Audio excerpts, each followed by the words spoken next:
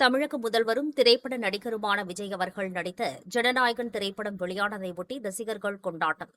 தமிழக முதல்வரும் திரைப்பட நடிகருமான விஜய் அவர்கள் நடித்த ஜனநாயகன் திரைப்படம் பல மாதங்களுக்கு பிறகு இன்று திரையில் வெளியிடப்பட்டது.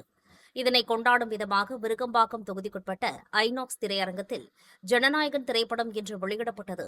இதனை ஆரவாரத்துடன் வழக்கறிஞரும் விஜய் ரசிகருமான வழக்கறிஞர் எஸ். கௌதம் எல். அவர்கள் தலைமையில் விருகம்பாக்கம் நண்பர்கள் அனைவரையும் ஒருங்கிணைத்து ஐநாக்ஸ் திரையரங்கத்தில் இதனை கொண்டாடும் விதமாக பட்டாசு வெடித்தும் இனிப்புகள் வழங்கியும் விஜய் அவர்களின் திருவுருவப் படத்திற்கு பாலபிஷேகம் செய்து மகிழ்ச்சியை கொண்டாடினர். மேலும் திரையரங்கம் வெளியே விஜய் ரசிகர்கள் தளபதி தளபதி என கோஷங்கள் எழுப்பி தனது மகிழ்ச்சியை கொண்டாடினார்கள். மேலும் தொடர்ந்து விஜய் ரசிகரும் வழக்கறிஞருமான திரு வழக்கறிஞர் எஸ். கௌதம் எல். அவர்கள் தொடர்ந்து விஜய் அவர்கள் படம் வெளியாகும் போதெல்லாம் அவர்கள் படத்திற்கு பால் அபிஷேகம் செய்து இனிப்புகள் வழங்குவதும் அதேபோல் ஏழை எளிய குழந்தைகளுக்கு உதவி செய்தும் வருவது இவருடைய முக்கிய செயல் என நண்பர்கள் தெரிவித்தனர்.